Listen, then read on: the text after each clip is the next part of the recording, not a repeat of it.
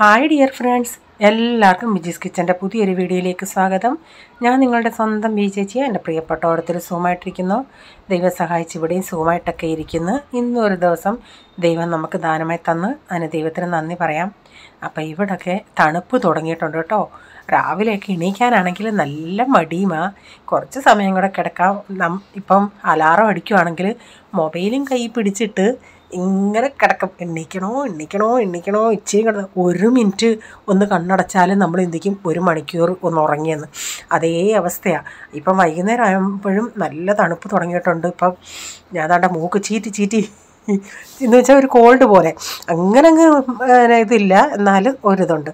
അപ്പം ഞാൻ സാധാരണ അരിയൊക്കെ ഇച്ചിരി ലേറ്റായിട്ട് അരയ്ക്കുന്നത്. ഇപ്പം സമയം ഒരു 7:30 ഞാൻ നേരത്തെ അങ്ങ് അരച്ചു. കാരണം 5 മണി മുമ്പിട്ട് നമുക്ക് ഉണ്ടാക്കണ്ടേ, അത് പൊളിച്ച് കിട്ടിയില്ലെങ്കിലോ എന്നും പറഞ്ഞ് ഞാൻ അതൊക്കെ അങ്ങ് അരച്ച് വെച്ചിട്ടാണ് വന്ന് വീഡിയോ എഡിറ്റ് ചെയ്യുന്നത്.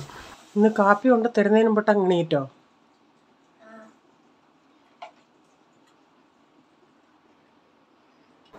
ആള് ഒരു 5 മണി ഞാൻ എണീറ്റപ്പോഴേ ആളും അങ്ങ് എണീറ്റ്. കാരണം ബാത്റൂമിൽ പോകാൻ എണീറ്റതാണ്. പിന്നെ അങ്ങ് കിടന്നില്ല, എണീറ്റ് വന്ന്.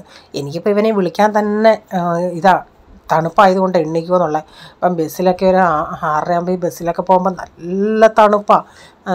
അതുകൊണ്ട് ഇനിയിപ്പോൾ സ്വെറ്ററൊക്കെ എടുത്ത് വെച്ചിട്ടുണ്ട് ഞാൻ. ഒരു വല്ലാത്ത സമയമായി കൊച്ചുങ്ങടെ. ഈ ബസ്സിലൊക്കെ പോകുമ്പോൾ കുറേയും കൂടെ അങ്ങ് തണുപ്പായിരിക്കുമല്ലോ. എണ്ണീപ്പിക്കുന്ന കാര്യം തന്നെ ഭയങ്കര ബുദ്ധിമുട്ടാണെന്ന് വെച്ചാൽ ഭയങ്കര. ഇന്നങ്ങ് ഓട്ടോമാറ്റിക്കലി ആൾ എണീറ്റങ്ങ്. അപ്പോൾ ഇന്ന് എന്നോട് ആൾ പറയുമായിരുന്നു, മമ്മി എനിക്ക് പിള്ളേരെ ഈ ഡാൾ റൈസ് കൊണ്ടുവരും. ഞാൻ ചോദിച്ചു, പിള്ളേരെങ്ങനെയാണ് ഡാൾ റൈസ് കൊണ്ടുവരുന്നത്? അത് ഒരു കുഞ്ഞൊരു ബൗളിൻ്റെ അകത്ത് വാട്ടിക്കകത്ത് കുഞ്ഞൊരു ടിഫിൻ കൊച്ചിതിൻ്റെ അകത്ത് കറി കൊണ്ടുവരും. എന്നിട്ട് സ്പൂണിൽ ഇങ്ങനെ ഒഴിച്ച് കഴിക്കും. ഞാൻ പറഞ്ഞു, നിൻ്റെ കയ്യിൽ ഞാൻ സെപ്പറേറ്റ് ബാഗി തന്നു വിട്ടാൽ നീ അത് ആട്ടി അവിടെ ചെല്ലുമ്പം ഡാളും വേറെ ആയിരിക്കും, എല്ലാം ഊന്നു പോകത്തില്ലേ? അപ്പോൾ അവൻ പറഞ്ഞു, അത് ശരിയാ മമ്മി, ഈ പിള്ളേർ സൂക്ഷിക്കുന്നത്. എന്നാൽ ചില കൊച്ചുങ്ങളൊക്കെ ഇവൻ്റെ കൂടെ ബസ്സിൽ കയറാൻ നിൽക്കുന്ന കൊച്ചുങ്ങൾ സെപ്പറേറ്റ് അവർ ടിഫിൻ ബാഗ് അവർക്കൊരു കൊച്ചൊരു ഇതുപോലെ ഉണ്ട്. അതിൻ്റെ അകത്ത് അവരുടെ വാട്ടർ ബോട്ടിലും ടിഫിൻ ബോക്സും എല്ലാം അത് വെച്ച് അവർ കയ്യിൽ സോമിന് കൊണ്ടുപോകും. അത് ഈ പിള്ളേരെ നമ്മൾ കൊച്ചിലെ ശീലിപ്പിക്കാത്തതിൻ്റെ കുഴപ്പമാണ് ഇതൊക്കെ. ഈ ഡ്രൈ കൊടുത്ത് വിട്ട് അതങ്ങ് ശീലമായി. അപ്പോൾ എൻ്റെ ചേച്ചിയും പറയും, എടി പോളിനെന്താ നീ ചോറ് കൊടുത്തു വിടാത്തതെന്ന്. അത് ചോദിക്കുന്ന അവൻ പറയും, മമ്മി ആരും ചോറ് കൊണ്ടുവരുന്നില്ല, പിന്നെ ഞാനെങ്ങനെയാണ് കൊണ്ടുവന്നേ, അതുകൊണ്ടാണ് അവൻ കൊണ്ടുപോകാത്തത്. ഞാൻ എന്നിട്ട് പ്രൈസിനോട് ചോദിച്ചേട്ടാ, കിച്ചടി ഞാൻ ഉണ്ടാക്കിയിട്ടേ ഇല്ല കിച്ചടി. ഇവിടെ ഉള്ളവരൊക്കെ ഈ അസുഖമായിട്ടൊക്കെ കിടക്കാൻ നമ്മൾ കഞ്ഞി കൊടുക്കത്തില്ലേ, അപ്പോൾ അതുപോലെ കിച്ചടി കൊടുക്കും. ഈ ഡാളൊക്കെ ഇട്ടിട്ടേ, പലതരം ഡാളുകൾ ഇട്ടിട്ട് റൈസ് ഇട്ട് കിച്ചടി. അപ്പോൾ എൻ്റെ അടുത്ത് ഇന്നലെ ചർച്ചയിൽ ഒരു അമ്മാമ്മയും പറഞ്ഞു, അമ്മാമ്മ ഉണ്ടാക്കുമെന്ന്. നല്ലതാണ്, പക്ഷേ അതും നല്ലതാണ്.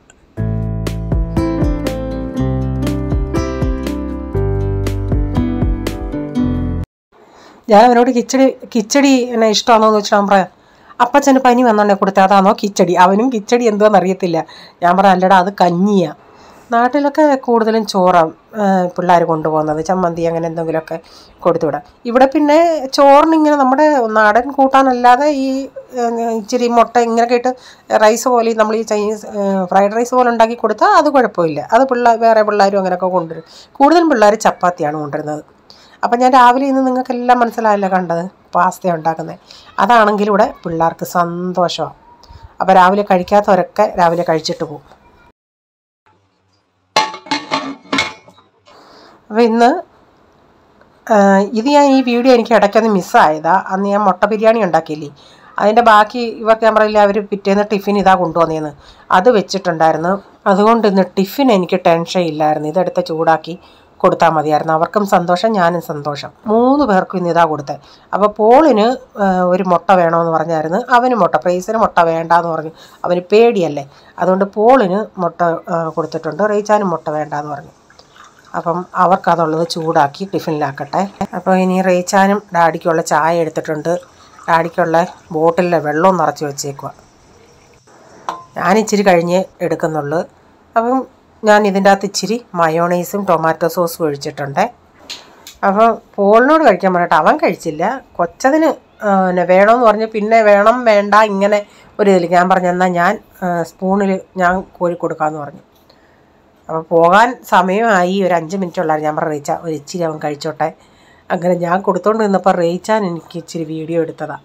അമ്മമാർക്കൊരു വിഷമമല്ലേ, കൊച്ചുങ്ങൾ വേണമെന്ന് പറഞ്ഞിട്ട് പിന്നെ കഴിക്കാൻ സമയമില്ലെന്ന് പറഞ്ഞ് പോവുകയാണെങ്കിൽ. ഞാൻ പറഞ്ഞ് 5 ഒരു ഇച്ചിരി ബൗളിൻ്റെ അകത്ത് എടുത്തിട്ട് ഞാൻ പറഞ്ഞു ഞാൻ കോരിത്തരാം മക്കൾ കഴിക്കുന്നത്. കാരണം അവൻ 2 ഇതിൽ നിൽക്കുമായിരുന്നു, കഴിക്കണം കഴിക്കണ്ട എന്നുള്ളതിൽ. പിന്നെ അവൻ പറയും വേണ്ട മമ്മി എന്നാൽ സമയമായി എന്നാൽ വേണ്ടാന്ന് പറഞ്ഞ്. ഞാൻ പറഞ്ഞു സാരമില്ല കഴിച്ചിട്ട് പോന്നു. പിന്നെ അതിന് കൊടുത്തു കഴിഞ്ഞ് പിന്നെ ഡാഡിക്കും കൊടുത്ത്. അത് കഴിഞ്ഞിട്ടാണ് ഞാൻ പോയി എൻ്റെ ഫോട്ടോയൊക്കെ സെലക്ട് ചെയ്ത് അപ്ലോഡ് ചെയ്തത്. പിന്നെ കുറച്ച് കഴിഞ്ഞിട്ടാണ് പിന്നെ അടുത്ത പരിപാടികൾ തുടങ്ങിയത്. അരി കഴുകി അടപ്പത്തിടണമായിരുന്നു, കഞ്ഞിക്ക് വെള്ളം വെച്ചു, പിന്നെ കുടിക്കാനുള്ള വെള്ളമൊക്കെ അതൊക്കെ ആ പരിപാടികളൊക്കെ കഴിഞ്ഞു. അത് ഡെയിലി നമ്മുടെ റൊട്ടീനാണത്. ഇവരെല്ലാം വീട്ടിലുണ്ടെങ്കിൽ എനിക്ക് വെള്ളം 2-3 ചരുവ അനത്തേണ്ടി വരും. ഇപ്പം ഇല്ല, എല്ലാവരും പോയി. ഇപ്പം തണുപ്പൂടൊക്കെ ആയതുകൊണ്ട് കുറച്ച് വെള്ളം ഇച്ചിരി ഒരു ചരുവൊക്കെ കുറവ് അനത്തിയാൽ മതി.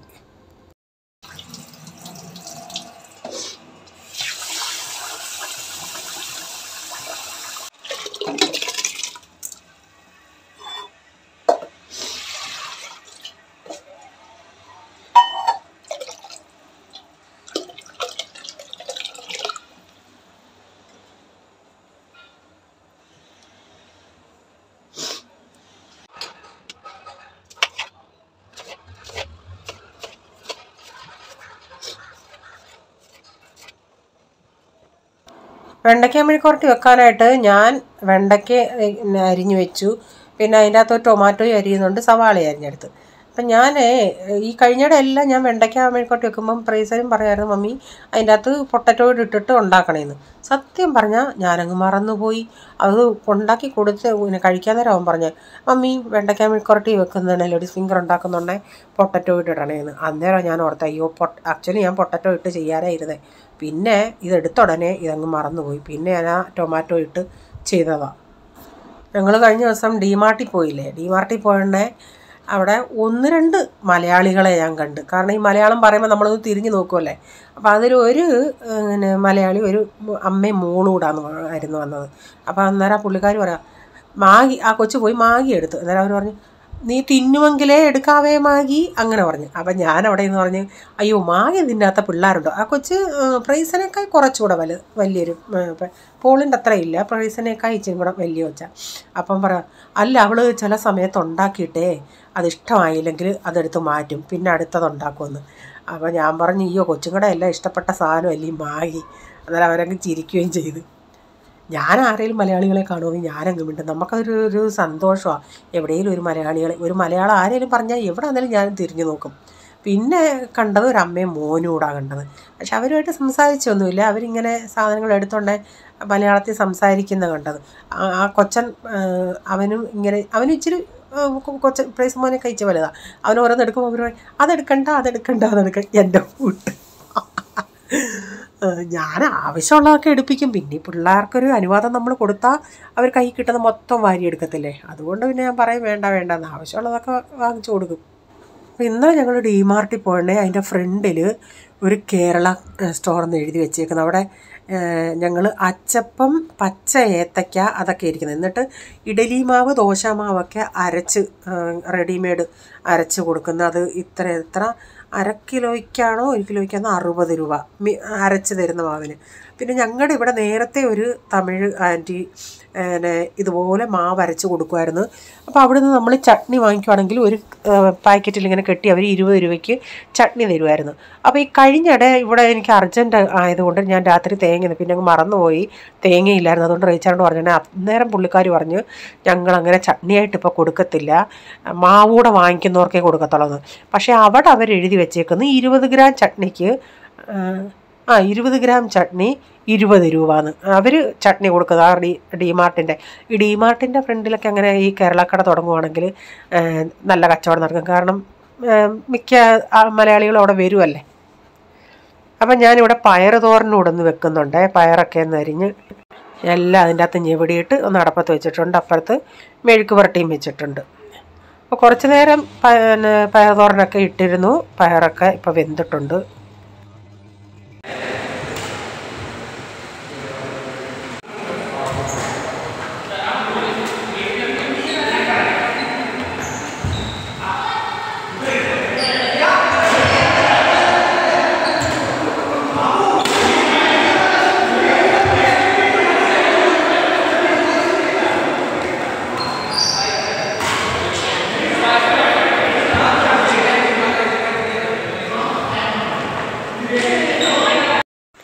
അപ്പോൾ അതെന്ന് പറഞ്ഞത് കഴിഞ്ഞ സൺഡേ റീച്ചാനും പോളൂടാ പോയത്.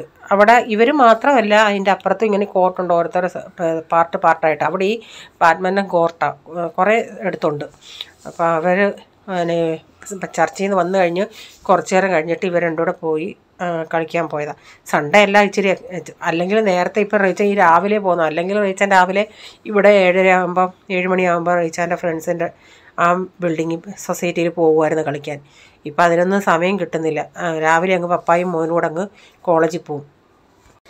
റീച്ചാൻ കോളേജിലല്ല, റീച്ചാൻ ഇവനെ കോളേജിൽ ഡ്രോപ്പ് ചെയ്തിട്ട് റീച്ചാൻ്റെ ഓഫീസിലോട്ട് പോകും. അവൻ ഇരുന്ന് കറി എന്താ വെക്കുന്നതെന്ന് അറിഞ്ഞിട്ട് തൈരും കുറവായിരുന്നു.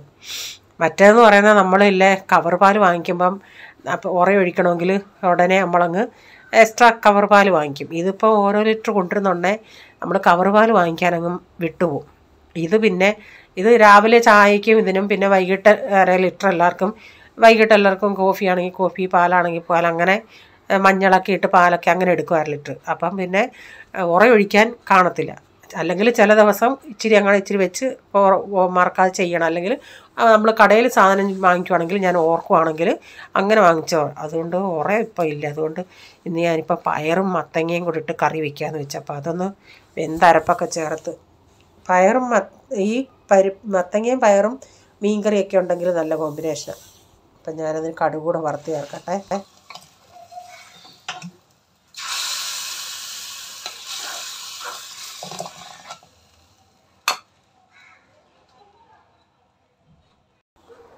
അയല അന്ന് ഞാൻ വെട്ടിയിട്ട് കുറച്ച് മസാല പുരട്ടി വെച്ച്, കുറച്ചെന്നല്ല 4 മസാല പുരട്ടി വെച്ചായിരുന്നല്ലേ. പിന്നെ അതിൻ്റെ അകത്ത് തലയും 3-4 ഉണ്ടായിരുന്നു, ഇച്ചിരിയും പരിഞ്ഞിലുണ്ടായിരുന്നു. അതെല്ലാം കൂടെ മസാല പുരട്ടി അന്ന് വെച്ചായിരുന്നു.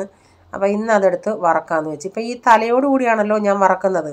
അതിൽ എനിക്കും കൊച്ചിനും തല തന്നെ എടുക്കും, ബാക്കി അപ്പച്ചനും പോളിനും ഉള്ളത് ഞാൻ തല കട്ട് ചെയ്ത് മാറ്റിയിട്ടാണ് എടുക്കുന്നത്. അപ്പോൾ ഇവിടെ റീച്ചാൻ ഇതിൻ്റെ ഒന്നും കഴിക്കാമല്ലോ. റീച്ചാൻ ആവോലി, സുറുമ അതൊക്കെ കഴിക്കത്തുള്ളൂ.